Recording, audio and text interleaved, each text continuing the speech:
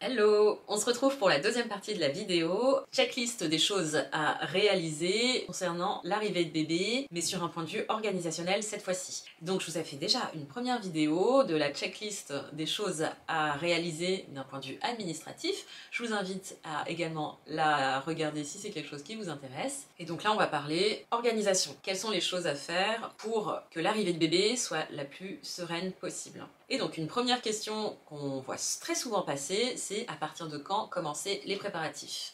Dès qu'on sait qu'on est enceinte, quand on est à 3 mois, parce qu'à partir de 12 semaines d'aménorrhée, donc à partir du 3e mois, les statistiques de tout ce qui va concerner fausse couche, ça va être bien moindre.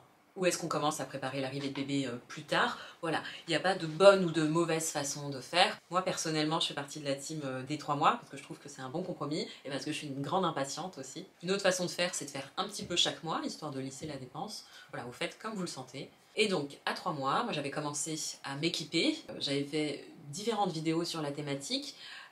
Déjà, j'avais commencé à m'équiper en termes de vêtements. Donc pour ça, vous pouvez consulter la vidéo quelle quantité de vêtements prévoir. J'avais commencé à m'équiper en termes de matériel d'une manière générale, donc j'avais fait 2 vidéos à ce sujet-là, la vidéo mon matériel de puériculture et la vidéo ma liste de naissances rêvée. Donc dans le premier cas, c'est ce que j'avais vraiment, effectivement, et dans le deuxième cas, c'est ce que j'aurais rêvé avoir. Vous pouvez consulter tout ça si vous le souhaitez. Un peu plus tard, on peut aussi commencer à s'équiper en termes de produits de soins, donc pareil, j'avais détaillé tout ça. Donc je ne vais pas reprendre tout ça, je l'ai largement détaillé. Peut-être une chose à dire, parce que je suis en plein dedans et que ça me fait vraiment mal au cœur, ne prévoyez pas trop de vêtements, ça passe très très vite, on n'a pas forcément le temps de tout porter. Et au pire, si vous n'avez pas prévu assez, vous pourrez toujours compléter à ce moment-là ou mettre plus de pyjamas que de tenues. Un autre point de la checklist que je vais vous conseiller, c'est de vous informer, de vous documenter, ça va être très très important pour plusieurs raisons. Par exemple, le fait d'avoir des notions sur le postpartum, c'est très important pour pas tomber de haut, à la fois pour se réassurer et à la fois savoir que c'est dur mais que ça passe. Ça peut permettre d'apaiser beaucoup les choses à ce moment-là. Que ce soit d'un point de vue administratif pour pas louper le coche sur plein de choses. Si vous souhaitez allaiter, ça va être très très très important d'être bien informé sur la question. Ce que je dis toujours, c'est que l'allaitement c'est quelque chose de naturel mais pas d'inné. Il y a des choses à bien connaître pour que ça se mette bien en place et que ça fonctionne bien. Voilà, pour plein de raisons diverses et variées, c'est important de bien être informé. Alors, comment s'informer concrètement? Parce que ça va être important de bien sélectionner ses sources. Déjà, échanger avec votre praticien. Donc c'est pour ça qu'un suivi avec une sage-femme, ça peut être intéressant, parce que dans ces cas-là, ça va être des sources hyper précieuses de renseignements tout à fait judicieux. Vous pouvez vous renseigner aussi lors des réunions. Il y a beaucoup de mairies qui vont organiser des réunions pour informer les futurs parents et les jeunes parents sur des thématiques diverses et variées qui vont les concerner. La PMI également va représenter une source d'information hyper intéressante. Donc voilà, il y a plein de choses sur lesquelles vous pouvez vous reposer pour toutes les questions que vous pourrez avoir sur ces thématiques. Donc ça peut être aussi à l'aide de bouquins, ça peut être aussi à l'aide de blogs, ça peut être aussi à l'aide de podcasts, de vidéos YouTube. Il y a des ressources qui sont vraiment hyper intéressantes. Ça peut être aussi avec des réunions au sein d'associations de quartier. Voilà, il y a de quoi faire. Il faut juste savoir que ça existe. Ensuite, autre point de la checklist, c'est de commencer à aménager un coin bébé ou une chambre bébé. Pareil, on voit souvent la question, à partir de quand aborder ce point-là? Il n'y a pas de bonne façon, il n'y a pas de mauvaise façon de faire. Je peux vous donner mon exemple particulier. Pour ma première, on n'avait pas de chambre pour bébé, on avait aménagé un coin dans notre chambre en fin de grossesse. Pour ma deuxième, on avait une chambre pour les deux, donc on a, pareil, à partir du 7e mois, commencé à aménager un coin pour bébé, en plus du coin que sa sœur avait déjà.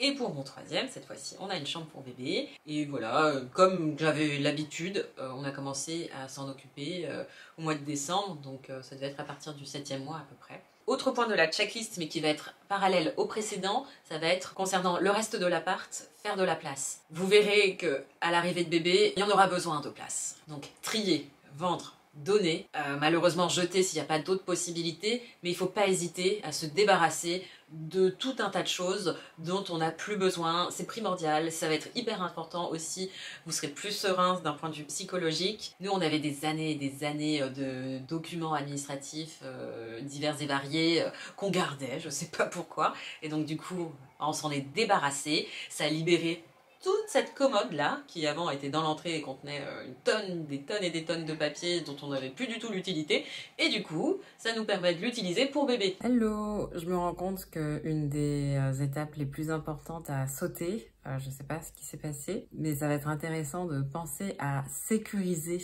l'environnement. Donc oui, certes, on a un petit peu de temps, le temps que bébé commence à gambader, mais ça peut être sympa d'y penser dès maintenant.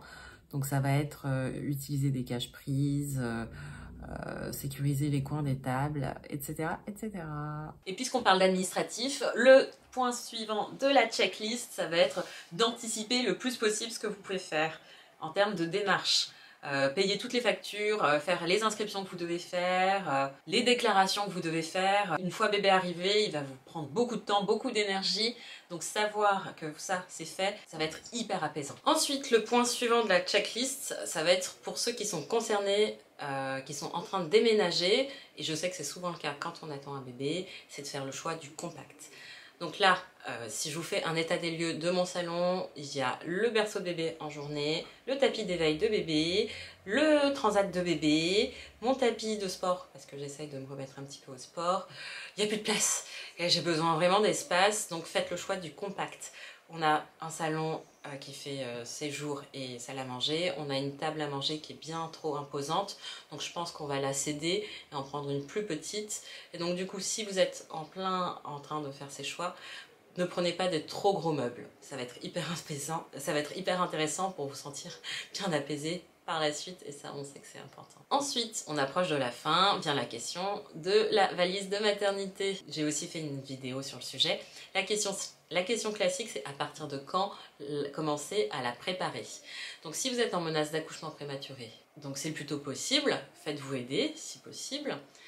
Et sinon, il n'y a pas de règle, hein. Quand on approche le dernier mois, on commence tout doucement à la préparer, comme vous le sentez. Ensuite, les meal prep. Donc là, bébé va avoir 2 mois. On a largement utilisé cette ressource. On en avait fait beaucoup avant l'accouchement. Et ça nous a beaucoup aidé. Donc là, j'ai fait le choix d'un allaitement mixte. Donc je passe beaucoup de temps à donner à manger à bébé. Et donc là, les 2 grandes, limite, elles se servent toutes seules. Elles se font leur repas. Et puis, trop chou, elles me servent aussi au passage. Donc voilà, on a un ressenti hyper positif sur ce point-là. Et puis, c'est pas des choses très compliquées qu'on a faites. Voilà, un peu de légumes, un peu de pâtes, un peu de fromage, on mélange, on congèle. Ce qu'on a aussi beaucoup fait, c'est du curry, coco, du riz, des courgettes, on mélange tout ça, c'était super bon. Ce qu'on aime bien faire aussi, c'est les sauces toutes prêtes du Monoprix, par exemple celle à la truffe.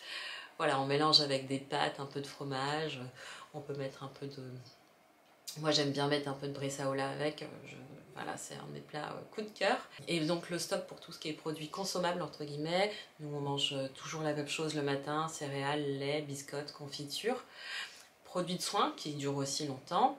Et ensuite, c'est le moment de vous faire plaisir. Chouchoutez-vous. Je vais pas vous dire dormez parce que ça, c'est trop énervant. On peut pas dormir sur commande. En tout cas, prenez soin de vous. Donc voilà, c'est la fin de cette vidéo. J'espère qu'elle vous a plu.